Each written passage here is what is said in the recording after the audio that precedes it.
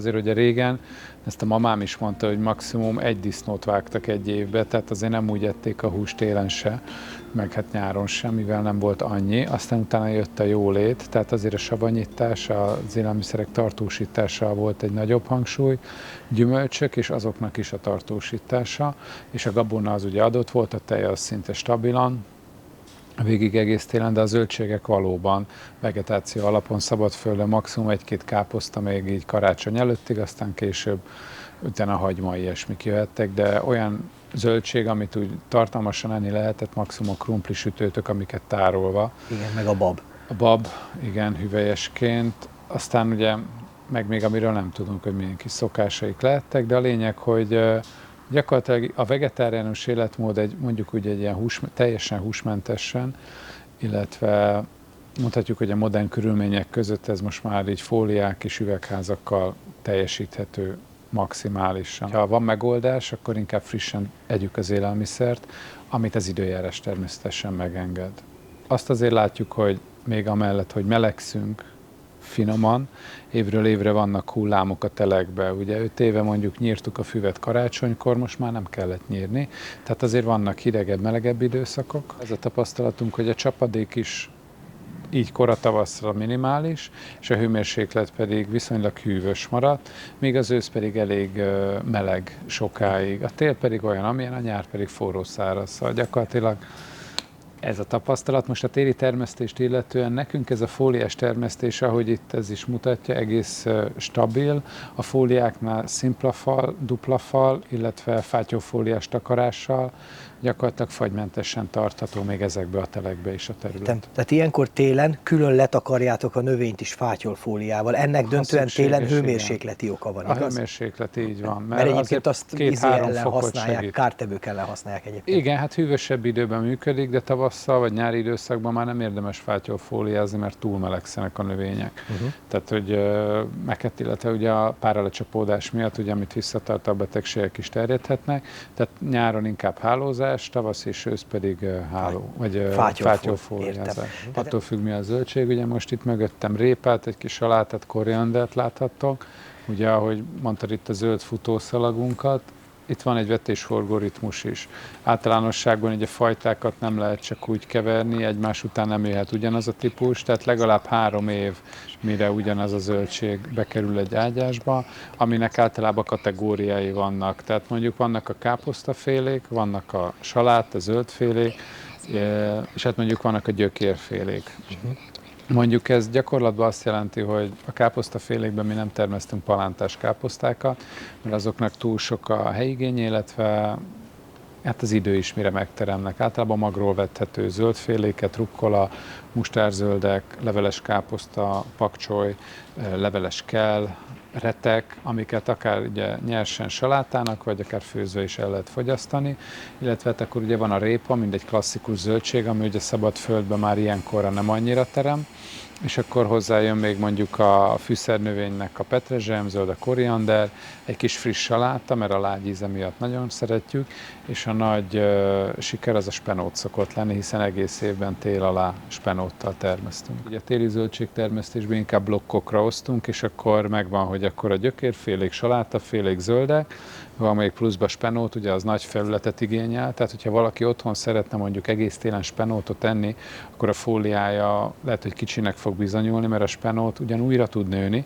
de aki már főzött spenótot tudja, hogy 1 kilóból lesz egy tál spenótja, szóval gyakorlatilag nagyon kicsi, amire összeesik főzéskor. Ezért a spenótból nagy felületre van szükség, és a téli zöldségtermesztés gyakorlatilag olyan, mint egy hűtőszekrény. Telepakoljuk, és például egy répát, vagy egy retket, amit kihúzunk a földről egy az egybe, azt ma utána nem tudjuk újra szedni. De mondjuk egy rukkolát, egy salátát, koriandert, leveleskkel, pakcsoly, ezeket levágjuk, 2-3-szor is újra tudjuk őket szedni, ami azt jelenti, hogy megújulnak. Ugye a nem megújulókat be kell pakolni, és a készletet fogyasztjuk, és tart, ameddig tart. És az öntözést sem szabad kihagyni, bár télen páran félnek ugye fagyveszélyenek, de mindig van egy-egy melegebb 5-10 fokos napunk, meg napsütés, és akkor a nappali órákra minél korábban, amikor már nincs fagy, szépen eltesszük az öntözést, és akkor gyakorlatilag leszáradnak estére, nem lesz fagykárunk, illetve a növényeknek is sokat számít, mert a nedvesség utánpótlás ugye fóliába ugyanolyan fontos, hanem fontosabb, hiszen az eső nem tudja pótolni a csapadék. A fiam mondja, hogy azt nem hangsúlyoztuk ki, hogy az általában melegebbek azért a napok, még télen is, és hogy az üvegház erre körülbelül mennyit segít rá, de erre majd másodjára, mert elsőnek az a fontos, hogy egy öntözéssel körülbelül hány milliméter vizet juttattok ki? Hát mi egy kicsit spontán öntözünk, tehát Aha. hogy gyakorlatilag ez így az ilyen 10-15 mm körül lehet, én mondanám, annál többet nem nagyon. Mikor, hogy télen azért nem szabad túlzásba vinni, mert nincs akkora vízigény, Igen. illetve a fagyveszély és növényvédelmi problémák, amik inkább befolyásolnak, vagy visszatartanak minket ettől. Emellett pedig a nitrogénháztartásban is nagyon fontos, mert hogyha nincs öntözés, akkor kimutatták már így egy páran kísérletben, hogy a nitrogén földúsul, ugye olyankor jönnek a tyúkhúr és társai, emellett pedig a tetvek is jobban megjelennek. Viszont az állandó stabil öntözés mellett téli időszakban nem tud úgy halmozódni, hanem kimosódik. Így van, és akkor gyakorlatilag a kimosódás miatt így egyensúlyba kerül a rendszer, és kevésbé tetvesednek a növények később. Aha. Aztán ugye való igaz, hogy a nappali hőmérséklet az elég magas, tehát még télen is szellőztetünk. Sokszor beállítjuk azért a hőmérőt, hogy mégis tudjuk, hogy mennyi a hőmérséklet, mert a növények hőösszegbe élnek, és hogyha mindahogy mi mondjuk levegővételből élünk, mennyi jár egy életre, a növényeknek van egy X hőmérséklet, ami összeadódik, azonnal elindulnak termésszárba, tehát magot hoznak, szaporodni próbálnak. És igen. A téli zöldségeknél is ugye például ilyenkor láthatjuk, hogy a pakcsolynál, a mustárnál, de a rukkolánál is, hogy így február végére az októberi vetések elkezdenek magozni, ezért ezt valahogy meg kell tudnunk előzni azzal, hogy nem engedjük túlmelegedni őket. A téli időszaknak a legnagyobb kihívása amúgy a gyomlálás, ugyanúgy, ahogy a nyárinak. Igaz, hogy ritkábban, tehát mondjuk egyszer, maximum kétszer gyomlálunk mondjuk egy téli időszakban, de a tyúkhúrral azzal nagyon óvatosnak kell lenni, mert a tyúkhúr az ugyanúgy bírja ezt a téli időszakot. Tehát a tyúkhúrnak az a veszélye van, hogyha az ember nem nyúl hozzá a földhöz, akkor meg fog nőni, és nagyon gyorsan fejlődik, és olyan gyökere van, ami gyorsan szaporodik. A fagy az ugyanúgy befolyásolhat minket itt benn is, hiszen a fólia, egy szimpla fólia kb. 2-3 fokot tud, ugye nyilván ez a szél hőmérséklete is, vagy a széllel okozott hőmérséklet csökkenés is együtt jár, tehát hogyha mondjuk kint 0 fok van, akkor bent lehet 3 fok. Ha fátyol fóliázunk, plusz 2 fokot nyerünk, hogyha dupla falú fóliánk van, még plusz 2-3 fok. Tehát gyakorlatilag így dupla fólia, fátyol fóliával 6-8 fokot tudunk hozni mondjuk. Például mikor vessük ki a répát, akkor a salátát, koriandert, spenótot? A téli termesztés igazából becsapós, mert általában pont nem úgymond télen végezzük a termesztési munkát, azt már a biológia megoldja. Nekünk így a tél előtti, tehát nyárvégi őszi vetéseink vannak, késő őszi pótlásokkal, másodvetésekkel, hogy stabilizáljuk a termesztést, illetve hát úgy november, december, januárban úgy nagyjából kimaradnak a vetések. Ha csak nem ilyen tavaszi zöldséget szeretnénk, mert a november eleje az egy ilyen áttelelés, tél alávetést jelent, majd később jönnek, ugye, mint például most itt vagyunk február végén, akkor a mostani vetések hozzák meg akkor a tavasziakat. Ugye ez itt kiürül, de gondolom ezt a területet nyáron is fogjátok valamire használni. Ahogy ürül, mi jön ide utána? A vetésforgóra kidolgoztunk egy teljes kertre vonatkozó ritmust, legalább inkább úgy mondom, hogy próbálunk igazodni és találni egy egyensúlyt. Nem próbálunk teljesen intenzív kertészet lenni, tehát nyilván érdemes a fóliát kihasználni, ha már van, de a nyári zöldségeknek van egy olyan ritmusa, hogy mondjuk áprilistól szeptember végéig bent vannak. Paradicsom, paprika, uborka, padlizsán. Hogyha nem jut elegendő komposztunk, és ez általában nagy probléma, mert az állattartás megszűnt ma már Magyarországon, háztáiba, a trágya beszerzése komplikált, vagy általában zsákos olyan anyagok kerülnek hozzánk, amit nem biztos, hogy szeretnénk használni.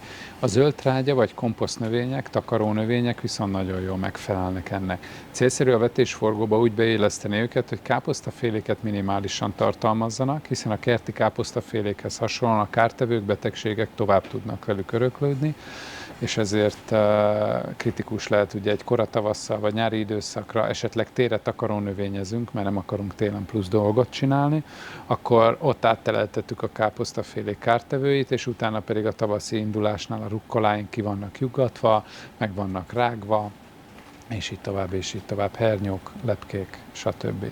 Tehát a takarónövényekből minimális káposztaféléket célszerű, kis százalékban lehet, mert elnyomják a többi növények.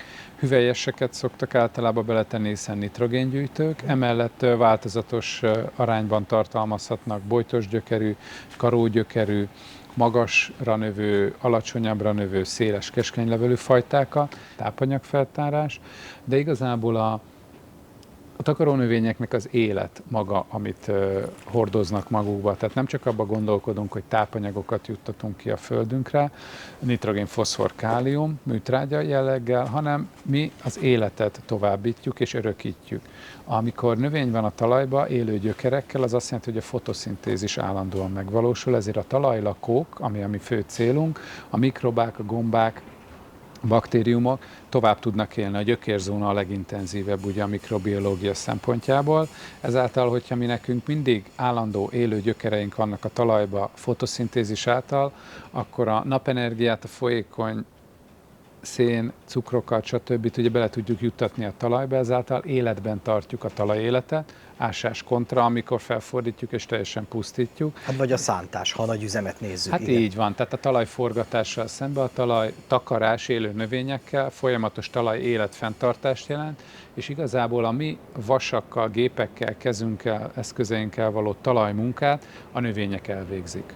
Tehát fellazítják, morzsásítják a talaj, tápanyagot őriznek meg, és ezáltal a fóliás termesztésből is gyakorlatilag kezdünk leszokni már a gépekről, kis aksis robikapával dolgozunk pár centiméren, igazából csak eldolgozzuk a talajfelszínt, illetve gerebjével már gyakorlatilag elegendő. A gyökerek gyakorlatilag a többit megteszik. Erről így mondta Lantos Tamás, ami ebben a sorozatban egy másik videó volt, ő egy ilyen fenntartható gyümölcsészetet valósít meg, sőt gyakorlatilag egy teljes ökológiai közösséget alakított ki a kertjében, hogy van a jó munka, meg a rossz munka, és mi amióta nem tanulunk a természettől, a rossz munkát magunk kell, hogy végezzük vasakkal, sok energiával, és ha megtanuljuk, hogy a természet hogyan csinálja, akkor nekünk nem kell, és mi a jó munkát fogjuk tudni végezni, vetünk, ültetünk és szüretelünk gyakorlatilag.